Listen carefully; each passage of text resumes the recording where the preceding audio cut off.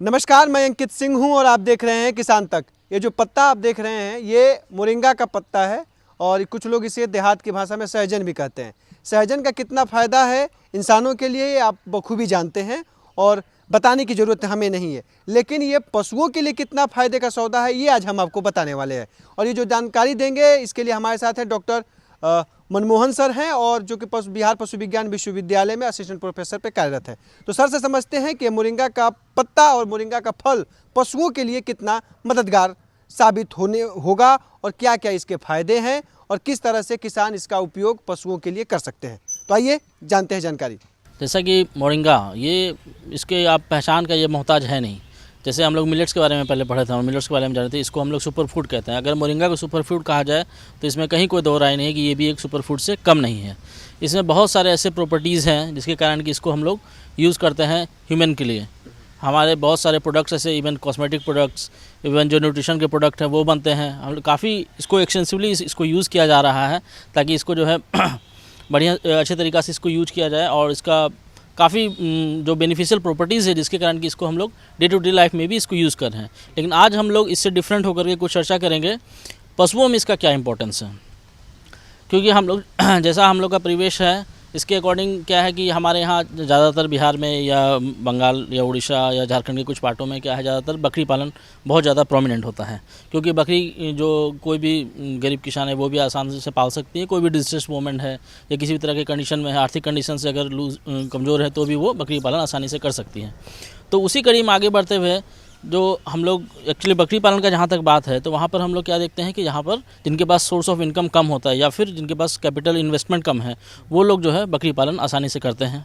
तो उसी कड़ी में अगर हम लोग इसको अगर यूज़ किया जाए मोरिंगा को अगर चारे के रूप में या फिर दाना के साथ इसको मिक्स करके यूज़ किया जाए तो इसका क्या इफेक्ट होगा, इस पर सेवरल स्टडीज़ किया गया, बहुत सारा साइंटिफिक स्टडीज़ हैं जिसके अकॉर्डिंग ये पता चलता है कि ये मोरिंगा जो है इसमें इतने सारी प्रॉपर्टीज़ हैं जिसके कारण कि इसको हम लोग अडॉप्ट कर सकते हैं। लेकिन आज भी दुख की बात ये है कि ये बहुत ज़्यादा एक्सटेंसिवली यूज़ नहीं हो रहा है क्योंकि लोगों को इसके बारे में जानकारी नहीं है। तो इसी कड़ी में हम आगे बढ़ते हुए आपको बताना चाहेंगे कि जो इसका न्यूट्रिशन, अगर सबसे पहले हम लोग आए इसके अगर पोषण तत्व के संबंधित जो जानकारी उसके बारे में अगर हम जानते हैं तो इसमें सबसे जो इम्पोर्टेंट चीज़ है ये इसका प्रोटीन कंटेंट है। एक चीज़ हम आपको और बता दें कि मोरिंगा का जो पौधा है, जो प्लांट है, इसको हम लोग मिरेकल ट्री भी बोलते हैं, मतलब चमत्कारी पौधा इसको कहा जाता है क्योंकि इसमें इतने सारे प्रॉपर्टीज़ हैं, न्यूट्रिशन से लेकर औषधीय गुण हैं जिसके कारण कि इसको मिरेकल प्लांट भी कहते हैं। इसके अलावा अगर न्यूट्रिशन की बात किया जाए, जो इसमें पोषक तत्व की मात्रा है उसके बारे में अगर बात किया जाए तो सबसे मेन जो चीज़ होता है वो होता है प्रोटीन। प्रोटीन क्या है? प्रोटीन जैसा कि आपको भी पता है, आप सब किसान भाई लोग भी जान रहे हैं कि प्रोटीन जो होता है जानवर की ग्रोथ या किसी भी तरह से पशु पक्षी हो, एनिमल हो, आदमी हो, जो भी हो, उनके अगर ग्रोथ को अगर देखना है तो उसके लिए प्रोटीन सबसे महत्वपूर्ण पोषक तत्व माना जाता है। तो जो प्रोटीन कंटेंट है, जो प्रोटीन की मात्रा है वो इसमें लगभग 26 से 35% तक होती है, जो कि काफ़ी ज़्यादा है। अगर किसी अन्य चारे से या फिर किसी अन्य दाने से इसको कंपेयर किया जाए तो काफ़ी मात्रा में इसमें प्रोटीन पाया जाता है जिसका इफेक्ट जो होता है इसके ग्रोथ पर सीधा सीधा पड़ता है। इसके पत्ते जो अगर कोई बकरी खा रही है और जो अन्य बकरी अन्य पत्ते हरा खा रही है तो उससे कितना इसमें अंतर रहता है? बिल्कुल, जैसा कि अब मैंने आपको पहले बताया कि जो चारा है, जो चारा डिफरेंट टाइप्स का जो चारा है उसमें जो प्रोटीन कंटेंट होता है वो लगभग 6% से लेकर 14% तक होता है। बरसीम है उसमें भी अच्छा खासा, लेकिन चूंकि बरसीम क्या है उसमें प्रोटीन कंटेंट तो, लेकिन वो सीजनल है, वो आपको ठंड के समय में ही मिलेगा, हमेशा मिलेगा नहीं। उसके लिए कल्टीवेशन की ज़रूरत है, प्रॉपर आपको उसको उगाना होगा, फिर आप जाकर उसको अवेलेबल करा पाएंगे किसान भाई अपने मवेशियों को। लेकिन ये मूंगा जो है ये क्या है, ये आपको हर जगह पर अवेलेबल होता है। चूँकि हम लोग का जो क्लाइमेट है ये ट्रॉपिकल और सब ट्रॉपिकल क्लाइमेट है, इंडिया का क्लाइमेट।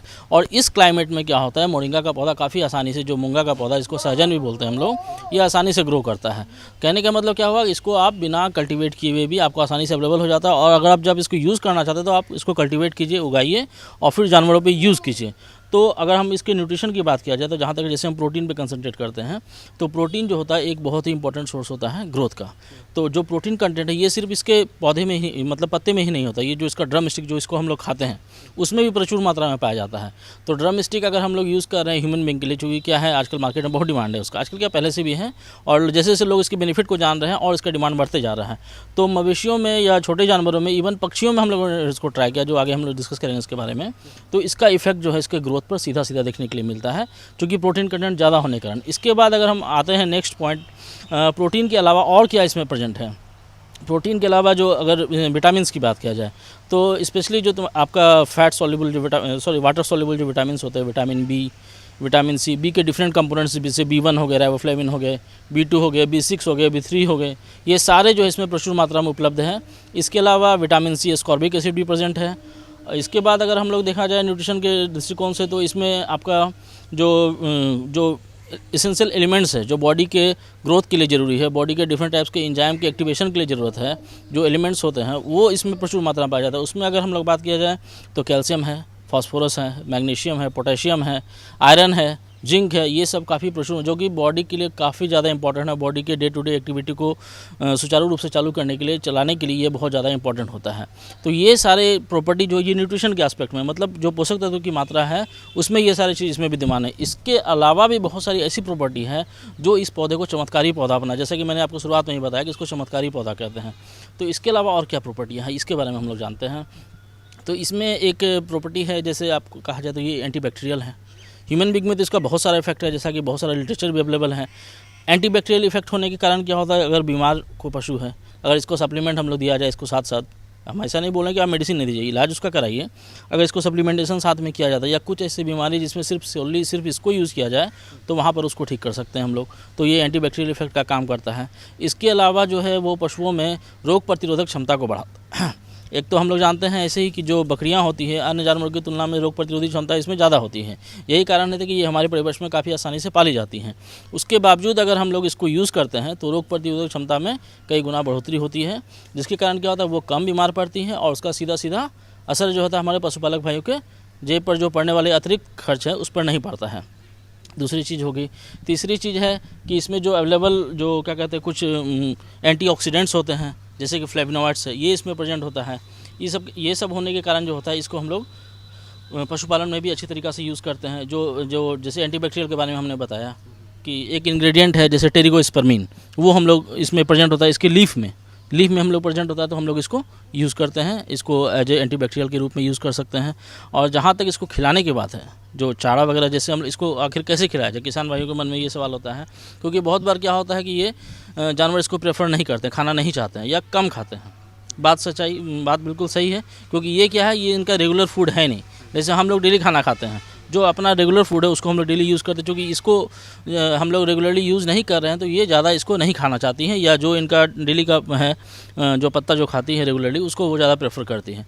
तो इसके लिए हमें क्या करना होगा, इसको डे टू डे थोड़ी थोड़ी मात्रा में उसको ऐड करना होगा उसके चारे के साथ में, जिसके कारण क्या हो इसका आदत पड़ जाए उनको, और फिर ये धीरे धीरे हम लोग उसको शिफ्ट मतलब ग्रेजुअली इसको शिफ्ट करना। एक बार में हम लोग इसको नहीं खिलाएंगे या फिर जानवर नहीं एक्सेप्ट करता है तो उस कंडीशन में ऐसा नहीं कि उसको दूसरा खाना नहीं खिलाएंगे, दूसरा चारा उसको खिलाएंगे और इसको धीरे धीरे ऐड ऑन करते जाएंगे। इसके अलावा एक और तरीका है जो हम लोग जो कंपनियां जो ऑर्गेनाइज्ड फार्म है वहाँ पर भी उसको यूज़ किया जाता है। उसमें हम लोग क्या करते हैं, उसमें हम लोग इसका एक पाउडर बनाते हैं। ये देखिए कितने आसानी से इसको खा ले रही है, चूँकि इसके लिए अभी ये नया है तो ये बिल्कुल, और ये नीचे खा रही है। तो इसके अलावा हम लोग और क्या कर सकते हैं, हम लोग ये इसका जो लीफ होता है, इसका लीफ के पत्ता को हम लोग क्या करते हैं, एयर ड्राई करते हैं। सन ड्राई नहीं करना, क्योंकि सन ड्राई करने के बाद क्या होता है कि बहुत सारा केमिकल जो होता है इसका न्यूट्रिएंट जो लॉस हो जाता है। तो इसको छाया में हम लोग सुखाते हैं। छाया में सुखाने के बाद इसको हम लोग पाउडर बनाते हैं। वो आप बिल्कुल जैसे मुट्ठी में लीजिएगा तो टूट जाएगा, ये एक पहचान का तरीका है इसका, चूड़ हो जाएगा हाथ में। तो इसका पाउडर बनाने के बाद उसको हम लोग क्या करते हैं, जो दाना जो इसको देते हैं, दिन में 2 बार दाना देते हैं हम लोग फार्म में, तो उसमें जो है कुछ अनुपात में, अब ये अनुपात अभी चूँकि एग्जैक्ट फिक्स नहीं हुआ है कि कितना मैक्सिमम दे सकते हैं, लेकिन डिफरेंट रिसर्च के अकॉर्डिंग ये अनुपात आप लोग 10 से 15% तक आराम से इसको ऐड कर सकते हैं उसके दाने में। कहने का मतलब हुआ कि अगर आप 250 ग्राम से 300 ग्राम इसको दाना दे रहे हैं तो उसके 10% निकाल लीजिए, मतलब 20 से 25 ग्राम उसको आप ऐड करके 2 टाइम में डिवाइड करके उसको दे सकते हैं बिल्कुल आसानी से। और ये काफ़ी पैलेटेबल होता है, कहने का मतलब इजीली डाइजेस्ट भी हो जाता है। ऐसा नहीं है कि अगर खाती है तो उसका कोई इफेक्ट होगा, कुछ भी इफेक्ट नहीं होगा। जहाँ तक होगा बेनिफिशियल इफेक्ट ही होगा, कोई डेट्रीमेंटल इफेक्ट नहीं होता है। तो दाना में भी इसको इनकॉर्पोरेट करके खिलाया जा सकता है, और नहीं तो फिर अगर चारे के रूप में खाए तो शुरुआत में आदत डलाना होगा, उसके बाद धीरे धीरे जो है वो ये पकड़ लेगी और फिर ये आसानी से इसको खा सकती है। ये पूरा फ़ायदा है बिल्कुल, ये डिफरेंट। और इसके अलावा भी बहुत सारा बेनिफिट है, जैसे इसमें क्या कहते हैं ह्यूमन बीइंग में हम लोग बात करते हैं तो उसमें बहुत सारा एंटी एजिंग का प्रॉपर्टी है इसमें। जिसके कारण क्या होता है एंटीऑक्सीडेंट्स प्रेजेंट हो रहा है, जिसके कारण ये एंटी एजिंग प्रॉपर्टीज़ में आता है। तो यही कारण है कि इसको बहुत सारे हम लोग केमिकल्स में भी यूज़ करते हैं। और लीवर पे अगर इसका इफेक्ट दिखा जाए तो ये लीवर हिपैटोप्रोटेक्टिव होता है, मतलब लीवर को बूस्ट करता है, जिसके कारण क्या होता है इजीली डाइजेस्ट हो जाता है खाना। और इसमें एक चीज़ और इंपॉर्टेंट है, जो जैसे कि हमने पहले बताया कि इसमें आयरन प्रेजेंट होता है। आयरन प्रेजेंट होने के कारण क्या होता है, ये हीमोग्लोबिन को बढ़ाता है बॉडी में, जिसके कारण क्या होता है अगर कोई सुस्त बकरी है, हीमोग्लोबिन कम है, तो उसमें अगर इसका सेवन किया जाए, इसको यूज़ किया जाए, तो ये आयरन कंटेंट को भी बढ़ाता है, जो उसके अल्टीमेटली स्वास्थ्य को प्रमोट करता है। तो जी हाँ, ये थे मोरिंगे के फ़ायदे, सहजन का फ़ायदा और इसका उपयोग। और हम उम्मीद करते हैं कि ये जानकारी आपके लिए काफ़ी मददगार साबित होगी। तो अगर आपके आसपास भी सहजन है तो इसका उपयोग पशुओं के लिए देना शुरू करें, चाहे बकरी हो या गाय हो या भैंस हो। तमाम चीज़ों में आप इसके पत्ते को दे सकते हैं, आसानी से खिलाइए, ताकि उन कई जो रोग बीमारियां हैं, चाहे जो ग्रोथ है, उसमें काफ़ी ये जो है एक वरदान के रूप में काम करेगा। तो उम्मीद करते हैं वीडियो आपको काफ़ी पसंद आया होगा। खेती बाड़ी, कृषि, पशुपालन से जुड़ी तमाम बड़ी खबरों के लिए देखते रहिए किसान तक। नमस्कार। अगर ये वीडियो आपको पसंद आया है तो इसे लाइक ज़रूर करें। अगर चैनल अभी तक सब्सक्राइब नहीं किया है तो कर लें और नोटिफिकेशन पाने के लिए बेल आइकन भी दबा दें।